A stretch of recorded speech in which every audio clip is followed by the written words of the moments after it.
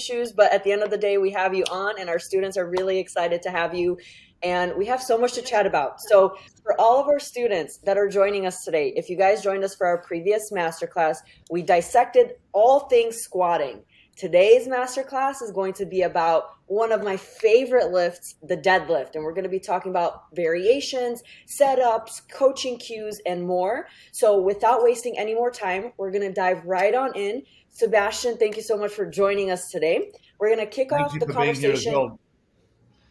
We're going to kick off the conversation straight up talking about deadlifts and why is that such a superior lift? And talk to us a little bit about your experience with deadlifting, your record numbers, how you've grown your strength with deadlifting in your own personal experience.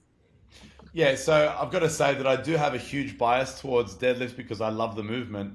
And a lot of the people that I work with also love the movement, but I also attract like-minded people. So I don't expect everyone in the world to love a deadlift, but most of the people that I encounter through this industry love deadlifting because it's one of those lifts that has the greatest potential to kind of shift the heaviest loads. And strength is empowering and it makes you feel great. So it's when I started in the industry, it was like the exercise that allowed literally the heaviest load. So my deadlift was my strongest movement. And it was kind of one of those lifts that I was able to teach people to have the exact same experience. So it was most people's strongest movements as well. So something that I always say about training is training morale is one of my highest priorities when it comes to your progression in the gym. Enjoying what you do gives you the motivation to kind of do things for long enough to actually be good at it. And so in my experience, using deadlift in most people's programs allows them to enjoy their training and, continue progression with not just the deadlift, but everything else in their programs. So my best deadlift is, it's interesting to say, it's my weakest lift. It's 340 kilograms is my best deadlift at a 110 kilogram body weight, which, if someone came to me and said, I can deadlift 340 kilograms, is that good? I would say, of course it's good. It's really good. But for me and my competition, the people that I'm up against, my best squat is 400 kilograms, to put that into perspective. It's just and my best bench press is 250 kilograms, and something that in the highest levels that they say about a lot of people, not everyone, if you have a good bench press, you often have a not very good deadlift because the proportions that are great for benching, which is short arms, are not so great for deadlifting. So that's me. It's not everyone. Some people have the gift of being able to be good at both. But yeah, that's 340 kilograms. I am definitely happy with that, but I would love to be able to deadlift more. But let's not talk about me. The biggest deadlift that I've ever coached was the biggest deadlift in the world, and that was Thor Bjornsson with 501 kilograms. And we teach the same cues. We teach the same techniques for Thor as I would use for myself, as I would use for every single one of my athletes and clients, including my 12-year-old daughter.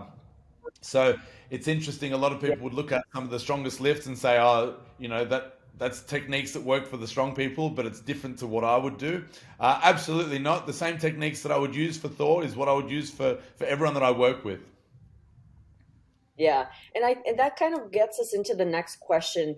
Sometimes there are people that fear the deadlift movement because of potential injury. And I want you to talk to us a little bit about why a deadlift movement is appropriate for most ages, most goals. If not, everyone actually does that movement on the day-to-day basis and they just don't realize it. And I think oftentimes they fear it when it's in a gym with weight on the bar. So talk to us a little bit about that misconception that only certain people should be deadlifting. Yeah, I totally agree with that statement. Unfortunately, a lot of people consider that it's a dangerous movement. But as you said, it's one of the most common things that we do from day to day without even knowing it. The bend pattern, the amount of time, I don't know the exact statistic. I've heard it once, and I think with a lot of times statistics aren't entirely accurate. So that's why I haven't cared to remember the number. But it was kind of like over 50 times per day, we bend over and pick things up off the ground. And that includes people like new mothers that have just given birth to their children that are told, especially with mothers that have had a cesarean, they're told they are to take it easy for a certain amount of time after the childbirth. They're even told they're not allowed to drive because it's considered too strenuous. yet they still have to bend over cots and pick up their children every day, a large amount of time. So strengthening the bend pattern is, in my opinion, one of the smartest things that you can do for your weights training. And I consider the deadlift to actually be safe. I think it's arguably the most functional thing that you can do with weights in the gym. The bend pattern, so if we consider what the deadlift is compared to what we do in real life, the deadlift is a barbell with nice handles, with nice level, even floors, calibrated plates, with symmetrical handles. In real life, we don't have that luxury. We're kind of picking up odd objects like bags or luggage or shopping bags or a wriggling child. For all of the parents out there, can understand this. Yeah. So to say that we shouldn't be strengthening the bend pattern, I don't. I think that's a little bit misinformed, and I think that the deadlift, unfortunately, it has been responsible for causing some injuries, which is why a lot of people just say, just don't deadlift because it's associated with injuries. But it's kind of like many exercises, if they're performed incorrectly, and you load them incorrectly, then the risk of injury is a lot higher. But the people that I work with, we just don't do that. We teach correct technique. Everyone that I work with, knows how to deadlift well, and injuries, I don't want to say it just doesn't happen, but we work towards it not happening, and that's why it just doesn't happen. So unfortunately, it's had a lot of bad press, but I think that's because of incorrect reasons. And I think that if more people understood how to perform it correctly, it's what I consider to be one of the best exercises that you can perform in the gym. Yeah, I agree. And there are so many variations of the deadlift. There's not just one. Can you talk to us a little bit about some of the main deadlift variations that you see in the gym? And we'll talk more about deadlift variations that you do with a loaded barbell, because there's obviously variations you could do with dumbbell and other machine and equipment. So let's just talk about right now just barbell deadlifts. For sure. I mean, there's the conventional deadlift, which I consider to be the baseline. And that's why it's considered, and that's why it's named the conventional deadlift. And that's essentially with your feet around hip width and the arms outside of your legs, bending over and picking up a barbell. That's the conventional deadlift.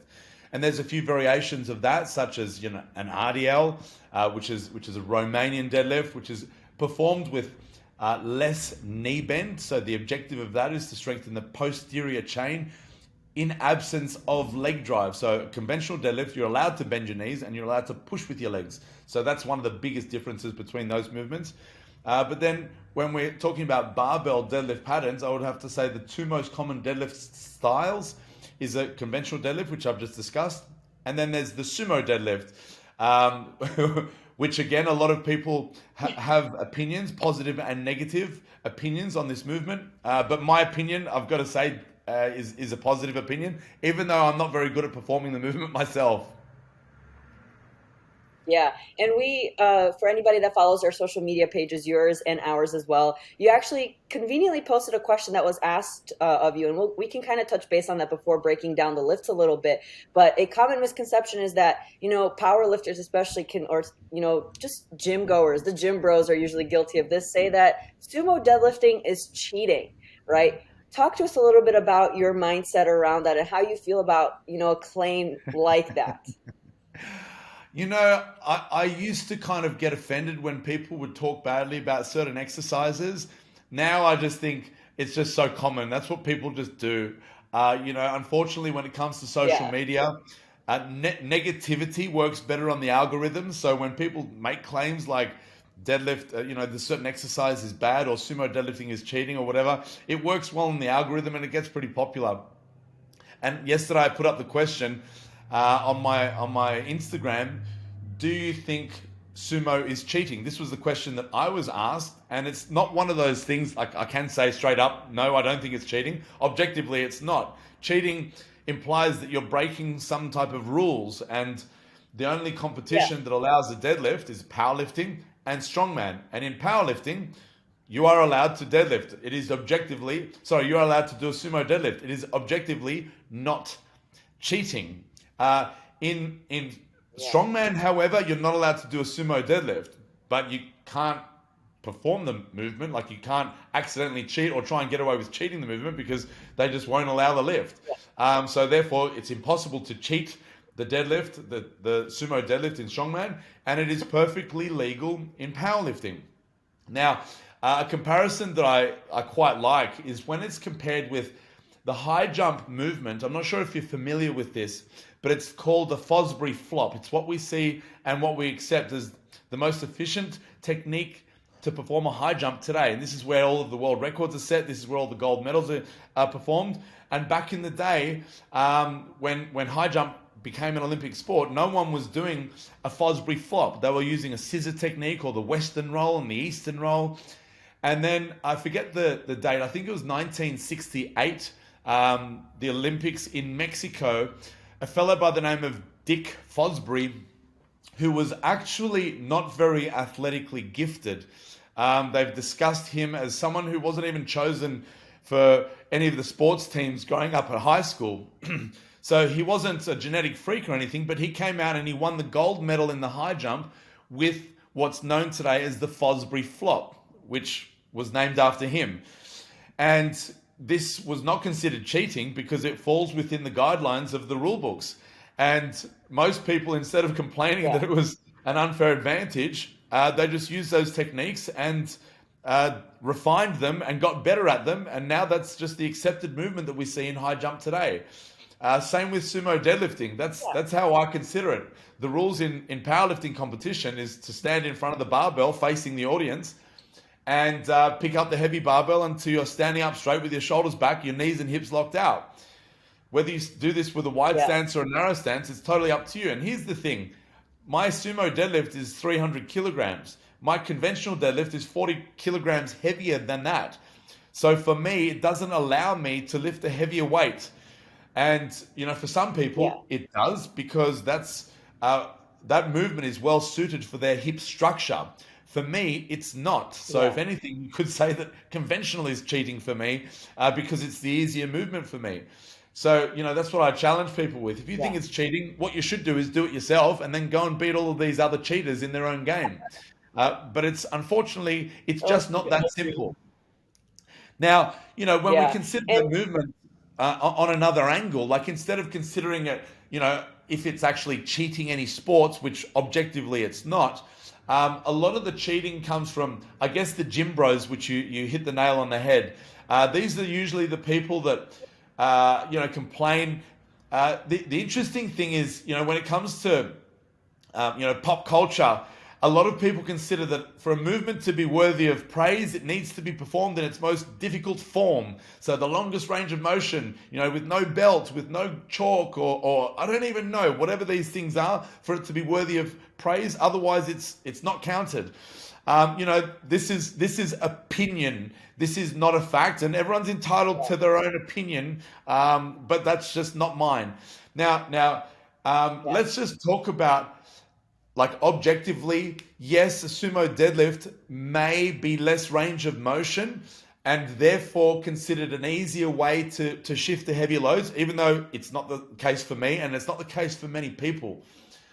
Something that I consider when people say, the conventional deadlift is better because it's a longer range of motion or it builds more muscle or it's better for muscle gain, things like this. I can't help but think that I've never ever performed just one exercise and thought, all I need to do in training is just one exercise and I'm just going to pick the best exercise available and that's all I need to do. Unfortunately, there's no such thing as one exercise that does everything. And if we have a look at some of the best sumo deadlifters in the world and what they do to be able to be good at sumo deadlifts, if you have a look at the muscularity and the strength development as a whole, all of these guys and girls that are at the highest level in sumo deadlifts have very well developed musculature in their entire body. And, so objectively, that's also an incorrect statement to say that it's an inferior movement and it's bad for muscle gain. It's like, it's different for muscle gain than other exercises. To say it's bad, it does build muscle, it does build strength in just a different way. And last time I checked, one of the important training principles for your continued progression is training variation. So to include an exercise like this in your training vocabulary, it could be a great thing. Now, I know I'm talking a lot, but there's one more thing that we need to consider, and that is Injury prevention. So some people have back conditions that don't allow certain bend patterns. And I've worked with a lot of the best rehabilitation specialists that are available to us in helping people. So a lot of the times, if it's out of my scope, I won't step out of my lane. So I can help people rehabilitate their bodies. But if what I'm providing just isn't working, or if it's a different level to my level of knowledge, I'll refer outwards, and I've got some great rehabilitation specialists on my team. And the ones that I work with can very successfully, not always, and it depends on the nature of the back injury, but quite often a sumo deadlift can be the perfect tool to help rehabilitate someone's back. And the reason for this is, if you look on the side view, so if we talk about moment arms, so the distance between the hip and the line of force, which is the barbell of a conventional deadlift, is a lot greater than what it is in a sumo deadlift. So it's a much shorter moment arm, and therefore it's less torque loading on the hip joint. And one of the main structures that are involved in creating that torque at the hip joint is the lower back. So when there's less pressure being placed on the lower back, it can be performed without pain in some instances. And therefore, it can be the perfect tool to rehabilitate someone's body. So there's a few points that I've discussed in a post that I'm going to be bringing up pretty soon on my thoughts on whether or not sumo deadlifting is cheating, and I kind of go into depth on. I kind of disregard the question of whether it's cheating or not, because it's objectively not, but more to do with whether I think it's a good exercise. And my answer is, to put a long story short, although I'm crap at it, I think it's an excellent exercise. And if you're good at it, I think you should do it. Yeah. Yeah, and you kind of touched briefly in that answer, the differences between conventional and sumo. For our coaches that are watching and listening, what would you say are some of the key differences in things like setup, cue, and performing both a sumo and a conventional? What makes them different? So the cues that I use are actually very similar between a sumo and a conventional deadlift. The way that I say to stand close to the barbell, the same cues of reaching the crown of the head to the ceiling, pulling your armpits towards the pelvis, sit into position and push the world away. These are consistent with all of my deadlifting techniques. But the main difference physically is the stance, width. So a sumo deadlift typically stands, to put it simply, with the feet on the outside of the hands, whereas conventional is the opposite of that. So hands on the outside of the feet. So some people's hip structures, so if you understand the hip joint, it's a ball and socket joint, and everyone's ball and socket are different size balls and different depth sockets. Some people have very deep sockets, and some people have very shallow sockets. So depending on this, our hips move in different ways, and some people's hips suit having that femur or that hip joint opening up in a wider stance. It's a lot more comfortable for these individuals, and some people, it can actually aggravate them to perform a conventional deadlift with the feet in the conventional manner. So therefore, their hip structures, by forcing someone with a hip structure that's suitable for sumo, we're essentially trying to fit a square peg in a round hole by making people perform a certain exercise that it's just not suitable for them. So, of course, some people have hip structures that accept both. And in those instances, I recommend to people, why not try both? They're both great exercises. And, as I said, there's no such thing as one exercise that does everything. And most of my deadlift days, I kind of perform, 2 to 3 different bend pattern variations. And then from month to month, I'm changing those variations again. So to consider that a sumo deadlift shouldn't be included, I think is doing a lot of people a disservice. Now back to conventional deadlift. It sounds like all I'm doing is saying that the sumo deadlift is the best movement. I love it. I love a conventional deadlift, and something that I recommend that a lot of my sumo deadlifters do is definitely include the conventional deadlift in your program if your hip structure allows it, and of course if it doesn't cause any pain. Then I think both of those techniques are excellent variations to perform. And at the moment, I think that It's one of my favorite exercises to prescribe. As I said, even though I don't do it because I'm not very good at it at all, my hips just don't like it. But it's one of my favorite exercises to prescribe, especially with my female audience. Every Friday I'm working with Base Body Babes, which is a female only gym and female only personal training business, which is run by my wife and her sister. And we've got a team of coaches that come every Friday and we do a gym session together. We do a deadlift session together. And man, I'll tell you, some of the numbers that these girls are deadlifting are incredible.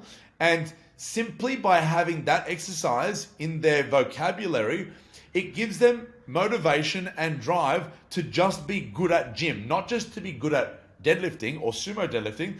It's most of these women that I'm working with, it's their favorite exercise. And when you have that level of motivation to perform, even if it's just one exercise, it allows you to put more effort in your entire training repertoire as a whole. So, I've just got a lot of love for that, for the deadlift, for the bend pattern. It just goes towards me saying deadlift, I think it's probably one of the most important exercises that you can perform in the gym. Yeah, and for our coaches who are programming and prescribing, whether it's sumo or conventional, and you touched on the different types of, hip structures, how can a coach efficiently assess if a client is more suitable for one movement versus the other? Is that coming down to simply seeing the client perform that movement, or is there another way to test that ability? Yeah, I'm sure there's plenty of ways of testing it. Ones that I don't teach because it's stepping out of my lane, but there are definitely ways of assessing people's hip movements by having them lay down and passively testing their range of motion. But that's just not what I do. I mean, those techniques absolutely exist. But my favorite technique is trial and error, is to assess, these techniques performed unloaded, or you can't really perform a deadlift unloaded. You need to be picking up something. But most people have the ability to pick up some type of weight. At the very entry level, I like a deadlift performed with a kettlebell. At our gym, we've got 4-kilogram kettlebells. I would say every able body should be able to lift that much weight. So these are ways that I assess whether someone's more suitable for a different type of movement, is by putting them in position with an extremely light weight and communicating with the person that we're working with, just like everything that we should be doing. We're in the people industry. We're not working with robots. We can't just assume that here's an exercise and these are the muscles that it trains. We need to communicate with our clients and athletes and ask them how it feels, as well as our observation skills, and see whether someone looks like they're sitting into the right position, and making those assessments. And the way that we make those assessments and make changes is always on the lighter weights. So I wouldn't get someone up to a 1 rep max conventional deadlift and have them fail and say, I've got a brilliant idea. I've seen, someone on the internet using a sumo. Let's try that same weight with a completely different technique. That's definitely not what I'm talking about. But trial and error with light weights is my favorite way to assess if a lift is suitable for any individual. When we're talking about breaking down the technique of a deadlift now, we have and we'll start with the hands. We have several grip variations. We have overhand, mixed grip, and then after we talk about that, we'll talk about using tools like straps. Now, one of the things that coaches encounter, and again, this is coming from social media especially, is that mixed grip is not as superior to developing strength. If anything, it's dangerous versus overhand grip. Talk to us about the difference between the two, and is there one that is not as safe? Can you appropriately use both of them? Everything has their risks. So yes, of course. The easiest way to teach a deadlift is double overhand. However, when we grab onto a barbell, the barbell has a tendency to roll out of our hands when we're using the double overhand grip. And so we are limited. It's not just about grip strength. The barbell is rolling inside of our hands as well. So what a lot of people do is they try with the double overhand grip, is they try and grip really, really, really hard. Now, unfortunately, there's a term called the process of the theory of irradiation, whereas when you contract the muscle as hard as possible, the neighboring muscles will also contract.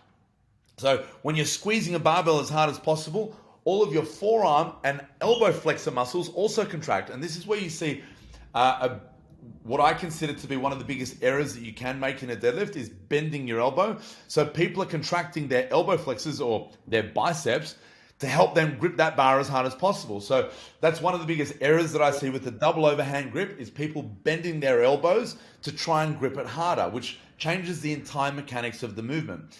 So therefore, we have other grip variations. I would say the most common grip variation that's used in high-level powerlifting competition is a mixed grip. So that mixed grip essentially makes it so if the overhand makes it roll in one direction, the underhand makes it roll in the other. So therefore, there's no more roll happening, which allows people to lift a much heavier weight. So the argument against this is the asymmetry that we are creating. Can this twist your spine? And my answer is it can, but not to an amount that, in my experience, and not just my experience, working with some of the best rehabilitation specialists available to us, in their experience as well, has never changed their spine in such a way that it's ever impacted them negatively in any way. I don't want to say it doesn't do anything, like it is objectively an asymmetry. And I always work towards being as perfect and symmetrical as possible. However, sometimes these things, they're kind of like, it doesn't matter so much. But regardless, for those people who don't want those asymmetries, there's a few options for them. One of them is one that I don't actually recommend, is to one set do one grip, and then on the next set they alternate, and they keep on alternating from set to set. Now, the reason why I don't recommend this is because with my audience, the people that I coach are in general, after they're in pursuit of the biggest deadlift possible, they're often competitive powerlifters. And in my opinion, so everyone can do this, whoever's watching, this is the example that I use. So doing something as simple as this, like do this now, Maria, so you can feel it for yourself. So this feels normal. If you change the position to exactly the same thing, but opposite, it just doesn't feel right. There's objectively no difference. I was just going to say, for anybody that's listening and not watching, what Sebastian is doing right now is crossing his fingers, and then we're switching the grip. You know, when you're holding somebody's hand, so that is what he is demonstrating for anybody that's going to be listening to this replayed back. So that is very interesting. You know, when you hold someone's hand, you're like, wait a second, no, that doesn't feel right.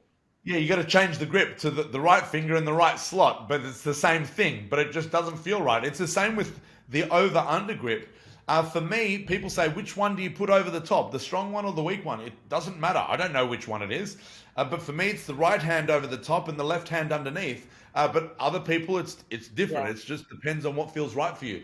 And sometimes that can interfere with your correct movement, actually.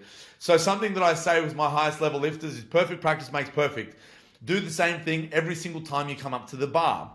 Now, this doesn't really fix that problem of the asymmetry. So my solution to that is to only use that mixed grip on sets under 5 of the competition style of deadlift. Whenever you're performing a higher reps, my recommendation is for people to use straps with the double overhand grip. So that's going to iron out any of the asymmetries that you're going to be causing. And by only limiting this mixed grip to your competition style lifts, you're doing two great things. One is you're getting lots of practice at the exact type of technique that you're going to be using in competition. And two, you're not getting too much movement or too much practice in an exercise that could be potentially harming your symmetry. So as I said, I've not yet encountered anyone that has had any significant postural damage or issues or injuries, long-term injuries caused from mixed grip in deadlift. Now, there is one more style of grip that I believe is the strongest grip, and some of the best deadlifters in the world are now I don't want to say introducing this movement, they're kind of popularizing it, but it's the hook grip. So it's essentially when you grab onto the barbell and then you hold onto your thumb. Now, the people that have to use a hook grip is weightlifters, like Olympic lifters, clean and jerk and snatch, because they don't have the option of using a mixed grip to do those high-speed cleans or snatches. They need to have double overhand. So in order for them to be able to grip onto those weights, they've used the hook grip. So for a lot of weightlifters, it just goes without saying that's what you have to do. But in powerlifting, because you don't have to do it, a lot of people don't do it. And the reason why a reason why people don't do it is because it hurts. So for those at home that want to try it for the first time, understand that there is a conditioning period where the first few times you do it, it's really going to hurt your thumb.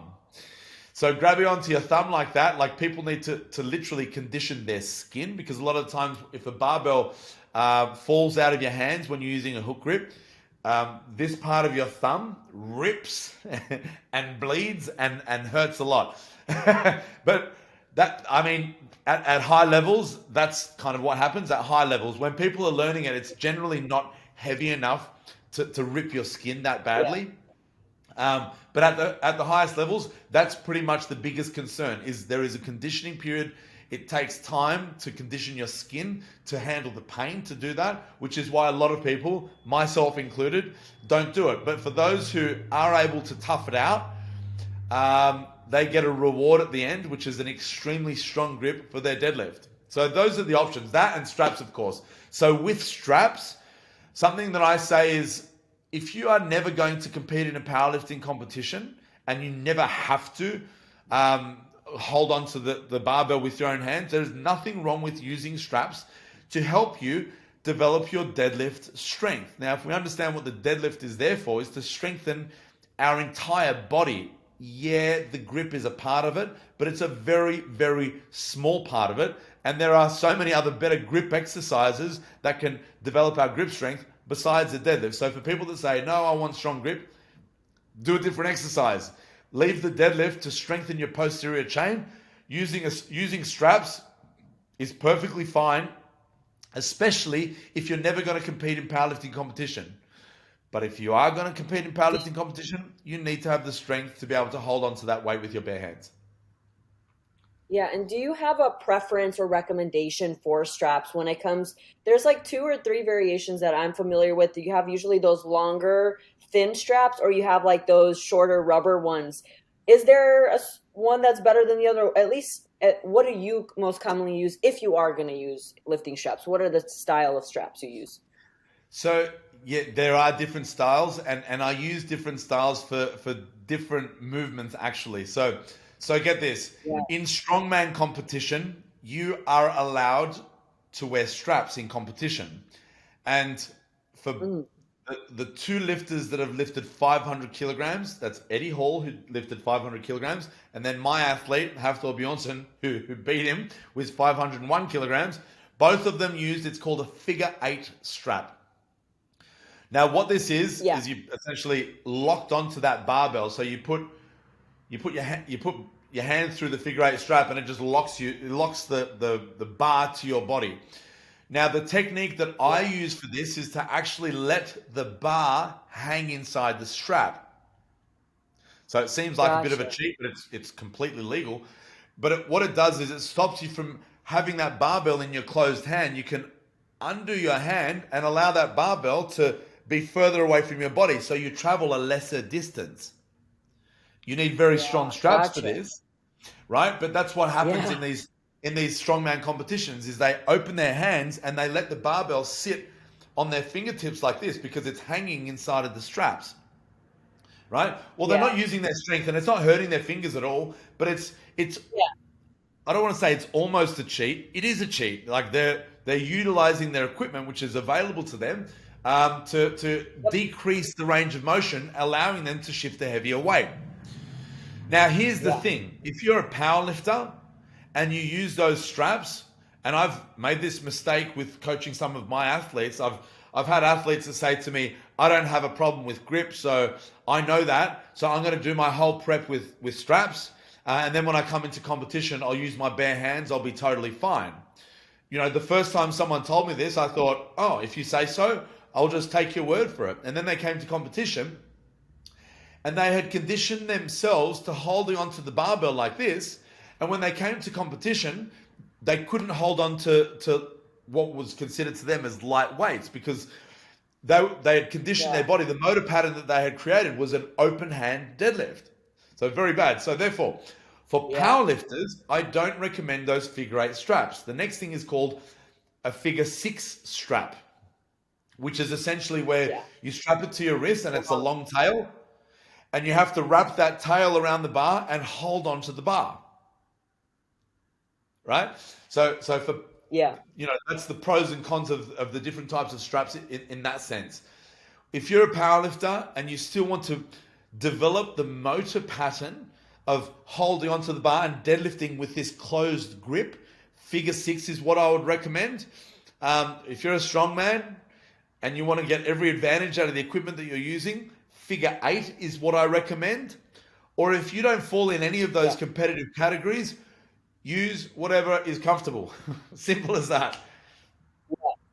Exactly. And I think, you said it earlier with like gym bros and people on social media calling this cheating, that cheating. At the end of the day, it's all dependent on the goal, what is actually allowed if you are a competitor. And if it helps you get stronger and helps you improve, why not utilize them? Same thing with like using machines versus free weights. We have people that are very only free weights or only machines. And as a coach, I think it's really important to just be like, whatever works for your client. There's just so many opportunities for variations, for styles of training that if you are, I highly recommend for our coaches that are listening and aspiring to be successful coaches, don't be the coach that hooks on to one variation of, strength, whether it's, equipment you're using, approach you have, because what might work for one person may not be of interest of another person. So you be the best by really opening up your mindset to use all tools. I Um, totally Now, agree. I one more think one of tool the that worst things I think one of the worst things you can do is to have a closed mind for this. And I mean, yeah. for one person, if you have a belief system that works really, really well for you, what makes you think that every single person has to love the same exercises that you love? So whenever I hear coaches Yeah. say to their clients, don't do a sumo deadlift because I don't like that exercise, or don't do whatever exercise it is, or use machines, not free weights, because I like them more. It's like, well, just because you like it doesn't mean that everyone else has to like it. So I don't know what the exact statistic is, but it is a very low percentage of the world that actually trains. So, when we Yeah. say don't train a certain way, or we insult any training modalities, it is really not helpful because, not everyone trains, and training is one of the most important things that we can do for our health. So physical activity is one of the Yeah. highest risk factors for all-cause mortality. So simply by having someone moving, they are going to help their longevity of how long they're going to live by a lot. And if you try and if you destroy that experience for someone just because of your own personal biases, it's really unfair and unhelpful. So Yeah. with exercise choices, I think enjoyment of exercises plays a huge role. So enjoyment slash training morale plays a huge role in your Yeah. success and your continued progression in the gym. There's a saying that I've heard a lot and I use it a lot, is the best exercise is the one that you will do.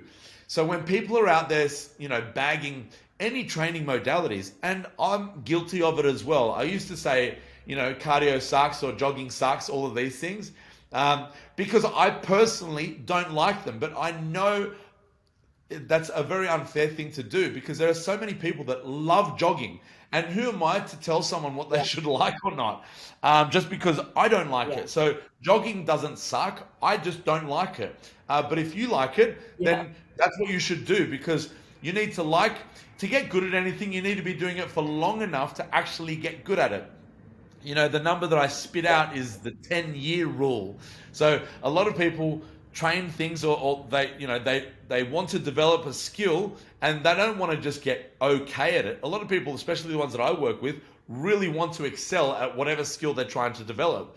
And to really Yeah. excel, it takes 10 years. So to put 10 years Yeah. into a skill, you need to enjoy it. And if you don't enjoy it, the chance of you sticking at it for that long is a lot lower. And it's so funny, you're known for saying your 10 years quote, and I love repeating it whenever I am talking about certain things, whether it's business success, training success, and actually reflecting on it next year. So this summer, I'm officially going to make 10 years of stepping foot into the gym. So I started training when I was Yes. just about 13 turning into 14. So I'm You're about to hit so my young 10 as year, well, and Maria.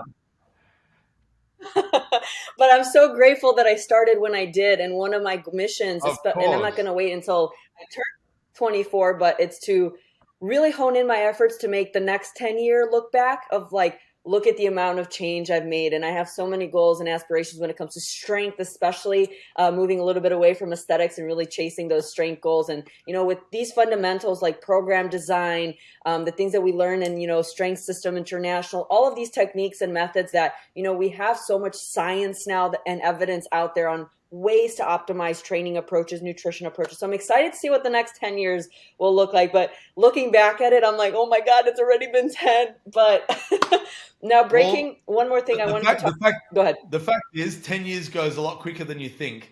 And for me, Oh my I've been God. doing this for 20 years now. And, looking back at when I was 30, I never really thought about how I would be when I was 40, but now I am here. And it's something that I'm Yeah. teaching people is, like, yeah, it's great to have a great short-term goal, like, looking good in the mirror or having that six pack or lifting a certain weight or whatever it is. But something that I try and teach a lot of people that I work with is to think about the future because it comes around real quick. If you're lucky enough to survive that long, because not everyone has that privilege. Yeah.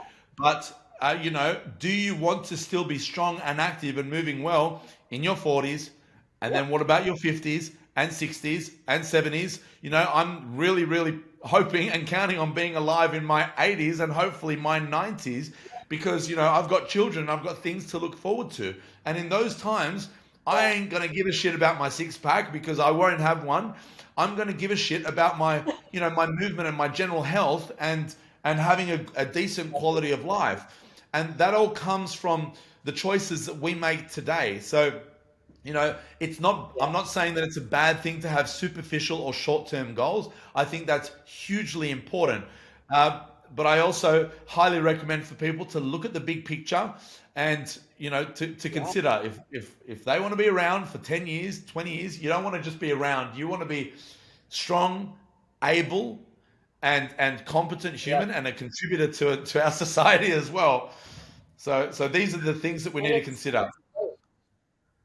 it's never too late to start. I think, I got a few new clients recently, especially now with the holidays coming in, New Year. That's like that motivation to get back into the gym, and postpartum, new moms, new to training, and they're like, I just want to keep it easy. It's a little too late for me. Mid 40s, 50s, whatever it may be. And I'm like, it's never too late. It's never too late to start. Encouraging my stepdad got a gym membership, and I'm like, your knees are hurting, your back is hurting. Let's go. No more of this. Coach Maria is bringing her coaching to the household. And I think oftentimes, especially when we are working with the older populations, if they haven't been active in their life prior to, they may feel a little bit hesitant or think that, it's too late. I would argue that it's never too late. Obviously, you won't throw them into like a powerlifting meet right off the bat, but I have seen case after case, with that determination and consistency with training, you can definitely take a beginner who are in their 40s, 50s, 60s, even 70s, and starting proving that strength and be able to regain that muscle mass, preserve that bone density. It's never, I don't think it's, I would argue that it's never too late. Like if you're willing And to, if you can I move, would, keep I would moving. agree with you. And there's a lot of research that have come out, and a lot of people use these case studies. It's actually a gym it's a physiotherapy gym in, I think it's either Brisbane or Gold Coast in Australia, in Queensland, Australia, where elderly are coming to these physiotherapists, and they are being prescribed not just general strength, they're being prescribed barbell movements as one of the best um, types of training to help with their Yeah. longevity. So one of the biggest things, especially with postmenopausal women, is the reduction of bone mineral density. And one of the best Yeah. things that you can do, I don't want to just say is training, is loading your body, loading your bones is one of the best things that you can do for your long-term health. I forget what the Yeah. statistic was, but past the age of 65 years old, the likelihood of you dying from breaking your hip as a postmenopausal woman increases to 30% chance of dying. These are statistics that, of course, they're not exact, so don't quote me on it. This comes from actually listening to, I don't know if you've heard of Huberman. I've been listening to a lot of his Yes. work, and I think anyone out there that wants some podcasts to listen to, go and follow Huberman. The guy interviews some of the best academics in the field of health. And, these are things that can open our eyes to understanding the importance of exactly what you're saying. It is never too late. There's a great quote. The best time to do something was yesterday. The second best time was now. Yeah. So a lot of the times I hear people saying that I am too late, or I don't think it's possible to get strong now, or any of these things. Well, stiff shit. You may have wasted a few years of your life, if you wanted to really excel at something, but at the same time, nothing's stopping you from starting right now. Yeah, and not wasting even more time if that is something that you want to achieve and improve, especially when it comes to our health and wellness. And I think often, and this is again for coaches who coach a wide range of athletes and clients, when we're young, we tend to think we're just going to be young forever. And I think, some people think about the future like that, but, time does pass. And if, once we start getting older and older and our health, we start to hit those health implications, we're probably not bouncing back as much, from a night out, you can't recover as much, things like that. You start to realize, I need to get my shit together and take care of my actual health. And people underestimate the power that they actually have to do that, with things like movement, how you're nourishing, how you're recovering. So that's our job as coaches. One of the things I did want us to discuss, since we are kind of on the back end of this masterclass, was when we're talking about, some of the common areas of, trouble for athletes performing deadlifts. For example, when an athlete is stuck mid-shin. So the barbell and the weight is off the ground, but they are stuck at that shin and can't get it up any higher. What is your insight for some cues or ways to strengthen that portion of the movement when you're really, really stuck right before the full lockout? So an interesting concept is, forever, some of the best coaches around will break down movement and say, the bottom of the movement is this part of your body, like leg drive, the mid-range is, I don't know, maybe glutes. I don't even know what muscle groups. A lot of people have different theories. And the top part is glutes, that's hip extension. And in my experience, I think that breaking down the movement into segments like this is nowhere near as effective as understanding the value of mastering the movement from start to finish. So when we talk about sticking points, quite often it's very deceiving. So the most common, and I'll use an exaggerated analogy here, is the lockout. So a common sticking point is a lockout, where people will look at that last portion of a deadlift and say, what's the action that's created here? What's the main joint? What's the main muscles that we're using? Well, at lockout, the last part that we're doing is just driving the hips through. So what's that action? Yeah. That's hip extension. What's the muscles? That's glutes. So they go and perform all of these, top end hip extension exercises or glute exercises, or, like a popular exercise is one like a rack pull, where they're only performing that top range of motion, the range of motion that they are weak in, only to find that when they come back to their deadlifts, they've done a lot of all this great glute work and hip extension work, that they still fail at the exact same point. And in my experience, it's because they are addressing the wrong point. So they may be getting, failing at the lockout, but it's being caused by being pulled out of position at a different portion of the lift. In most instances, it's picking the weight up off the floor, taking the lifter out of position, and then they're in the complete wrong position to lock their hips through. So, the lockout is the weak point, and the strength off the floor is the weak point, and the lockout is getting the blame. And the same applies. The first thing that I think when people have a problem mid-shin is that they are out of position. So, let's not talk about, Gotcha. which muscle's responsible for what phase of the movement. We need to position our body in the most mechanically efficient position to lift that barbell up. So you're essentially getting your body out of the way from the barbell traveling straight up. Sometimes when people squat too deep in the movement, here's the barbell, and there's so looking from a side view, right? That's the collar of the barbell, and they're squatting so deep that there's their knees and their shins. So their shin is in the way of the bar path. The bar can't come up. So what happens is that movement Yeah. slows down significantly, or they're using the wrong muscles to try and move that weight. Screw the muscles. Get the body out of the way so the barbell can move. Don't worry about what muscles you're using. And a lot of people say, this exercise is bad for that muscle and people shouldn't do it because here's a better way of strengthening that muscle. Not, especially in the world of performance, like, yeah, I want to have big, strong muscles, but my goal is to have a good movement. And whatever muscles are responsible for that movement, yeah, I want those to be good. But my highest priority is moving well from point A to point B. Whatever muscles are involved there, let's make them strong by perfecting this movement. So something that I've spent a lot of time in doing is providing free education on these movement patterns. So if anyone wants to know, so for anyone watching there, you may have already seen it, but in the Linktree link in my bio, I have free video tutorials of the deadlift, but also the squat and the bench and the bench press. I've got so many other video tutorials, but those ones are absolutely free. They are on the Linktree link in my bio on my Instagram page. And if you don't know what techniques I'm teaching here, go and check that out. It is for free. I'm not asking you for anything in return. And this is what I'm referring to. Whenever people say, oh, but what is the technique that you're after? That's the exact technique that I use for Thor Bjornsson, who deadlifted more than anyone else has in the world. So it obviously works. And it's the same techniques that I teach for my absolute beginners as well. And it's free and available for you right now.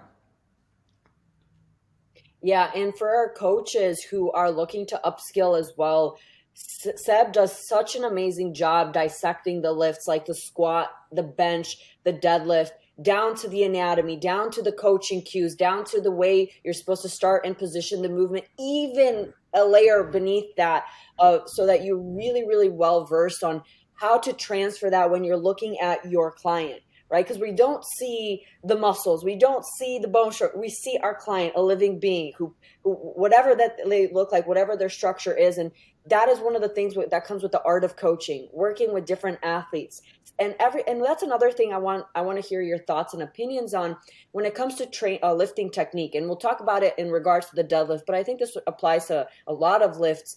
It can look different for different people. Like the structure of your client may drastically change what the form and technique looks like. Now we have our staples for how to execute a movement, but I would say that, maybe my deadlift may look completely different than someone with shorter leg limbs, right? Or shorter torsos. And it doesn't mean that I'm better or the other person's better, it's just different, right? So talk to us a little bit about that and why that occurs. Yeah, so your proportions will make a very big difference to how a lift will present.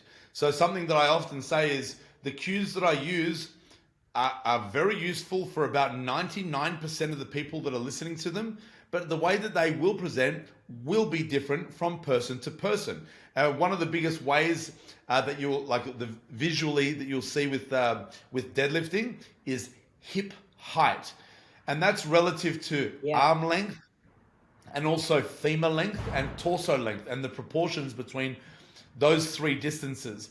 So in general, someone with short arms needs to bend over more, so their hips will be higher. Someone with long femurs also needs to bend over more to get their legs out of the way, so therefore their hips will be higher. And someone with a short torso needs to reach out a little bit further, and therefore their hips will be higher. But on the flip side of that, there's people with shorter ones of all of those, and their hips will be a little bit lower. So we can't go and say this person was a great deadlift and look how low their hips were, so therefore our hips should be that low. Their hips are that low because their body is in the perfect position that way. So this is what I talk about. It's like, let's not talk about where your hips should be. It's where they should be in relation to where that barbell is trying to travel, which in a deadlift is straight up. So what we want from the start position of the deadlift is for the barbell to be in line with the center of our base of support. So the center of the base of support might be our foot, or not might be, it is our foot, and the barbell needs to be exactly in the center of that. So when people say, how deep do I bend down in a position? As deep as you can without your knees or shins getting in the way of that bar path. That's how deep you should squat. Yeah.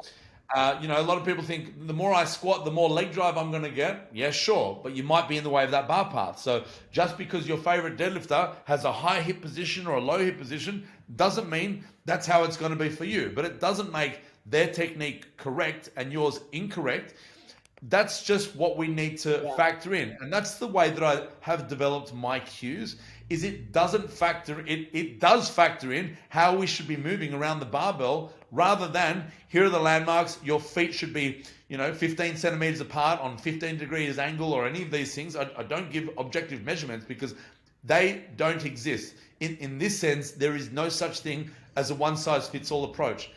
But the way that I have developed my cues kind of is a one-size-fits-all approach that allows for individual differences.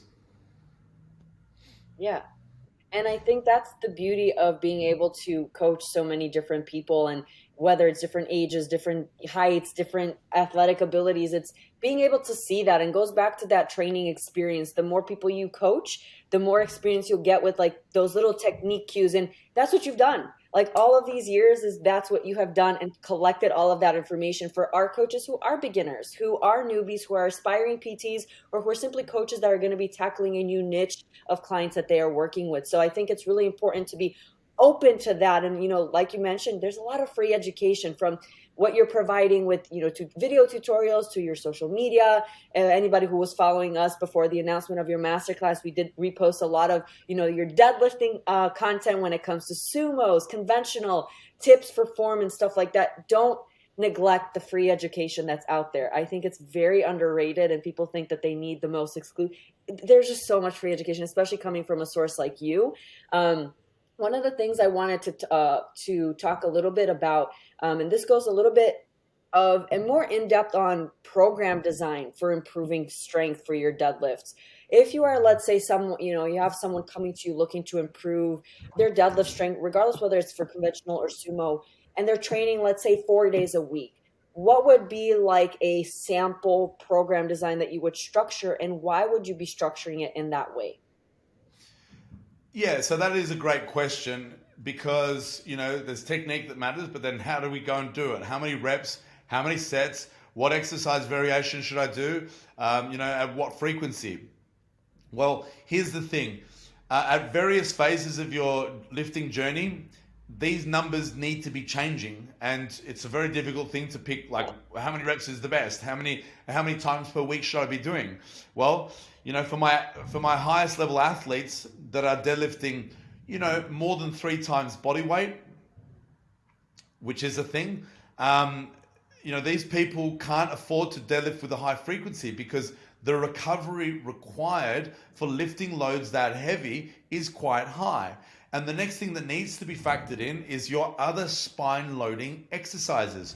So the two that I'm talking about is squats and deadlifts. So at the highest level, your squat day can interfere with the recovery that's required for a good deadlift day.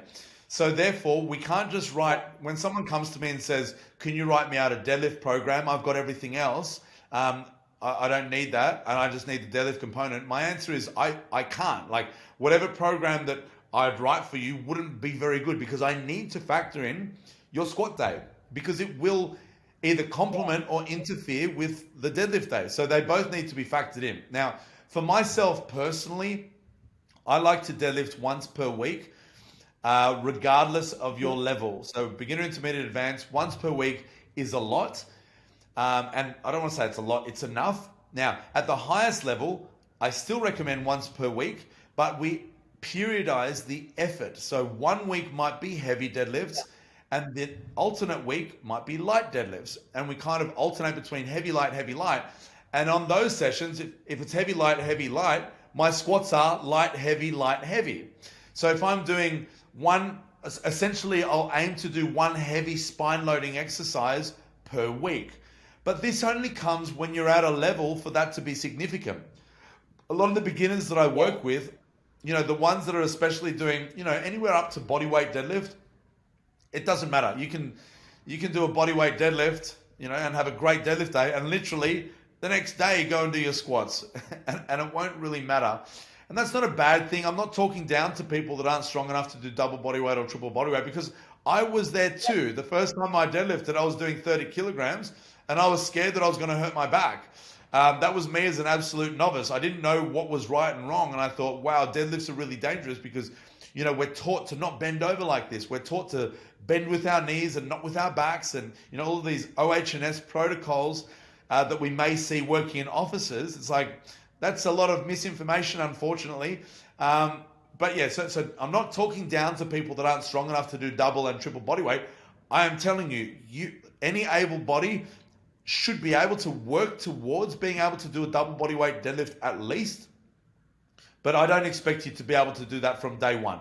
And from day one, I still think that deadlifting once per week is great, as long as you're using squats as well. So I get a lot of people with deadlift goals, and I make sure that they are doing the right amount of squatting to complement that, not just in terms of Yeah. recovery. So I spoke about the recovery required from heavy squats may interfere, or the amount of volume you've done on squats may interfere with the recovery required for a good deadlift. Having a good squat greatly complements a great deadlift. So I'm going to use the highest level as an example. Thor Bjornsson, when I first met him, could deadlift 450 kilograms. This was in 2015. And in that time, the first question that I asked was, how much is your squats? And his answer to that was, it's only about 200 kilograms. It's for reps, but I don't train it very much because it's not a competition event for my strongman. So I just use that as an Yeah. accessory movement. And my first thought process with my powerlifting bias was, whatever that answer was, you're considered the world's strongest man, you should have at least a 400 kilogram squat, don't you think? And he said to me, yeah, sure, I'd love that. And I said, well, let's work towards that. Now, if you understand, strengths and weaknesses in deadlifts, Thor's deadlift at 450 kilograms, his hips were really, really, really high when he did it because he didn't have strong leg drive, because he never strengthened that structure. And he used his tremendously strong back. And if anyone's seen his 450 kilogram deadlift, I might post it again today, so if anyone on this live can check it out. His 450 kilogram deadlift was not very pretty. He hitched it a lot. He didn't use much leg drive. Now, since the difference between then and 2020, when he did his 501 kilogram deadlift, we developed his squat strength to 460 kilograms. So my original goal was 400 with him, which he agreed on, and we exceeded that and got to 460 kilogram squat. And since having that much leg drive and leg strength, his deadlift changed shape dramatically. It turned into a big pulling pattern and a big hip hinging pattern to a really strong, overall strong deadlift with huge leg drive, which I think is one of the most crucial cues or crucial strength points to consider with a good deadlift is a strong leg drive. When people teach you should have a high hip position to increase the tension on your hamstrings or whatever it is, some people may not have heard of that and some people may resonate with that. You can't deadlift without your back. You have to deadlift with your back, but you can deadlift without your legs. So an example of that is I can walk up to the bar, lock my knees, and do a big stiff-legged deadlift. But there is no possible way of deadlifting without your back. Okay, so therefore your back is already going to be on no matter what you do. So I'm not telling you to not use your back. All I'm telling you to do is use your strong back and use strong legs. So I will always factor in for someone's deadlift strength a huge priority in developing their squat strength to complement their deadlift. So, I've got so many different programs with so many different rep ranges for beginner, intermediate, advanced, but I'll always include a lot of great squatting work as part of someone's deadlift cycle. Now, let's talk about reps and sets and how many you should do and what variations. Well, here's a Yeah. strategy that has worked. It's something that I didn't invent. It's stood the test of time since the creation of periodization. So we get our long-term plan. Now, how long is that long-term plan? For a lot of beginners, they don't want to say, "Oh, here's my goal and I want to hit it in a year." They want it a little bit sooner than that. And there's nothing wrong with that. So what I try and do is set 12 to 16 week goals for everyone that I work with. And I don't think that it's a bad thing to retest your strength after 12 to 16 week blocks. You don't have to test your absolute 1 rep max, but it's a great thing for someone's Yeah. training morale to retest where they're at so they can then go and reset and come and beat it again and continue that process. So every 12 to 16 weeks, my recommendation, let's just do the simplest and sexiest one, which is the shortest time period that I've given. Let's just do a 12-week program and split it up into 3 blocks, 4 weeks each. In this 4-week block, Yeah. the first 4-week block, you could do sets of 8. 3 to 4 sets of 8 on your deadlift. The next phase, you can do sets of 5. So you're guaranteed that you're going to be able to lift more weight with sets of 5. The higher volume, so in general, most people, sports periodization starts with a higher amount of volume, and gradually over the course of the long-term plan, so as I said, this long-term plan is 12 weeks, you gradually decrease the volume so that you can increase the amount of weight that you can lift. So this is a very simple plan. Start with 8s, then the next 4 weeks, start with 5s, right? So 8s for 4 weeks, 5s for the next 4 weeks, and then in my peak 4 weeks, the last 4 weeks of the program, I like to go, week 1 is 4 reps, then 3 reps, then 2 reps, then test your single. So that's a structure that works with your deadlift. And then we talk about exercise variation. So here's the truth. You can just do conventional deadlift for that entire plan, as long as you're using variation with your accessory exercises. So after your 3 to 4 sets of 8 on the first lift, you can do back extensions for 3 sets of 15. And then on the second phase for your supplementary exercise, you can do Romanian deadlift for 3 sets of 10. And then in your final exercise, you can do pause deadlifts or sumo deadlifts as an accessory.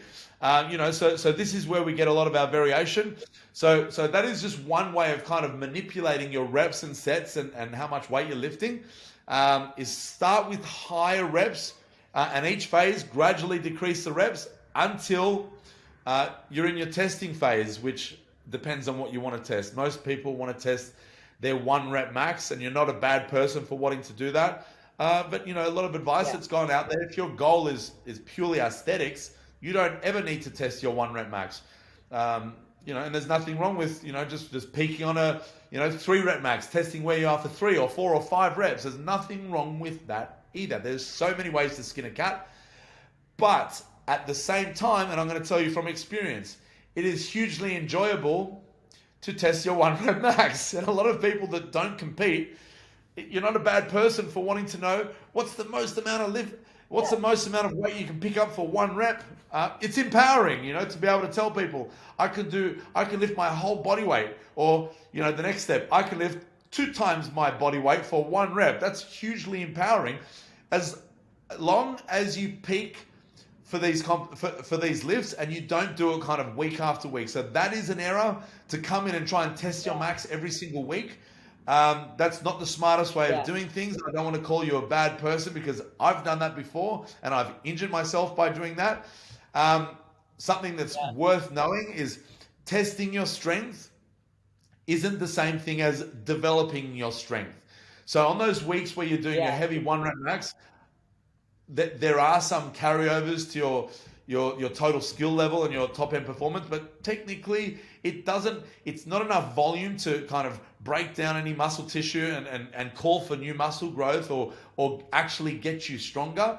It's good to test your strength, but it's not good to build your strength. The best rep ranges to build your strength is kind of like more than 3 reps, 4 reps, 5 reps, up to 10 reps as well. So when people say, what's the best rep range for strength? All of them, because they all contribute to something that's going to help you get strong in the end. So this is the way that I would structure it. High reps, gradually decrease the reps each phase up until you reach your desired rep range, which is usually 1 for most of the people that Awesome. I work with. Yeah. And that's just you generalizing it and giving like your overview for program design. And program design, like you mentioned, there's just so many options and variations and how to approach it, the duration, the exercise variation. I think oftentimes coaches tend to overcomplicate it. Just base it off your client, what they like to do, what they want to improve. Do yourself a favor and try not to make it the most complicated thing, because at the end of the day you'll hear the best in the game tell you that it really isn't as hard as you're making it, right? Especially as newbie coaches, they want to seem that they're very well versed and educated, will throw in random mumbo jumbo to their program design to make it seem extra and complicated, when in reality, master the basics and then we can add the fun stuff. One of the last questions I wanted to touch on, before I have an announcement for exclusively for people who are joining the masterclass, is you mentioned this at the beginning of the masterclass, and it's a little different for you, but in general, people's deadlifts are stronger than people's squats in general. Now, it depends again what you practice more, right? You notice that, even with Thor, that he wasn't as strong with his squat, but he was stronger with his deadlift. But for some people, if you're practicing your squat all the time and that's what you want to improve on, it'll maybe be stronger than your deadlift. But why is that? Why is a deadlift movement tend to be a movement that people can progress a little bit more with versus a squat where the barbell's on the back? I kind of answered it there, what I would Yeah, say, but I want to hear what you want to say. well, here's the thing. I would have to say that most people's backs are really, really strong. And most people, as I said in the beginning, bend over and pick things up off the ground so many times per day. And although that's not considered a deadlift, you are still practicing that bend pattern, and it's one of the most functional things that you can do. The amount of times that non-deadlifters bend over and pick things up is quite high. So it's a structure that, from an evolutionary standpoint, is designed to be strong. We're designed to work. We're designed to move. We're designed to pick things up. We're not really designed to put barbells on our backs and squat to whatever depth and do all of these things. So to say that squatting is functional, yeah, of course, to a degree, but not the same degree as bending over and picking stuff up off the ground, to put it that simply. So I think from an evolutionary standpoint, we are more suited to be strong in that bend structure than we are in our squat structure. So from that standpoint alone, I'm going to have to say that that is my absolute answer. For me and a lot of heavyweight lifters, their squats end up taking over because it is a very technical lift. The squat is a very technical lift. And the reason why my squat is more than my deadlift is because I've mastered the technique of the squat. And without sounding like I'm bragging, I'm sure I am bragging to an extent, but my squat is really good. Like I can squat 400 kilograms. That's really good. And I've spent 20 years to get good at that. But, when you look at the size of my legs, that doesn't, it doesn't show you that I can squat 400 kilograms because I'm using technique more than strength and muscle mass. Like, absolutely, you need some level of muscle mass to perform these exercises, and you need a large level of strength as well. But at some point, the technique improves at a higher degree with these squats. For some people that are, the body shape and size and the proportions for me are very well suited for my squat. I'll tell you guys, a very good structure for squatting is kind of short and round. So that was me when I had my best squat. I'm 5'11", and I was 120 kilograms when I did this, and I had a really big belly. So that big belly was very helpful to stabilize my core and to kind of bounce off. And the way that I squatted that huge weight was just hugely technical. So for me, it took about more than 15 years for my squat to overtake my deadlift. And that happens at the highest level. But most people, your deadlift is just there. From birth, you can bend over and pick shit up. And you'll be able to develop that structure better than anything else. Now, here's the problem with this. I see a lot of upcoming personal trainers, especially ones that come out of my courses, and I'm sorry if that's talking about anyone in particular that's listening to this. They realize that, oh wow, I'm good at getting people to deadlift a lot, So they kind of just get everyone deadlifting really, really heavy weights, and it kind of becomes a party trick. Like, hey, I can get your deadlift up. And it gets to the point where they do that kind of and neglect all of the other great movements and great exercises that can be performed in the gym. So a very common thing that I see a lot of people doing, and social media is to blame for this, is they want to post their clients' amazing movements, and it's like, fuck, I can get my client to do a 100 kilogram deadlift. So let's just work on this movement and neglect everything else because, I've got a great skill in getting someone's deadlift strong. I think there's nothing wrong with that as long as you factor in the whole picture. So it's no point just getting someone's deadlift strong and leaving it there. Get everything strong. Deadlift is an incredible lift, and it's incredibly empowering to say, I have a great deadlift. Like, that is a cool skill.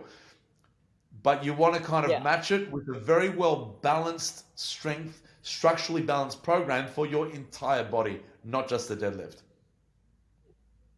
Yeah. And that and everything that we just talked about in this jam-packed masterclass, there's so much information to provide that we never have enough time to cover everything. But hopefully this gives you guys a more in-depth breakdown of the deadlift specifically. And just for everybody to keep on their radar, we will announce soon, once everything is sorted and locked in, our next masterclass is going to be breaking down and dissecting the bench press. So we talked about squatting, we talked about deadlifting. It's time to talk about the bench press.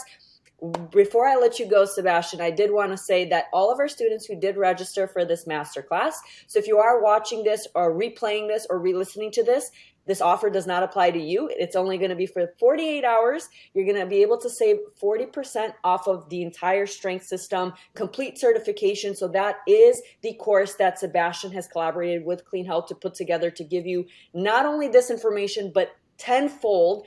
Each level expands on itself. And that was the course that I took before I actually became a Clean Health Master Coach. And I cannot express the level of gratitude I have for the amount of effort the team, both Sebastian's team and Clean Health, put in to the quality of the education.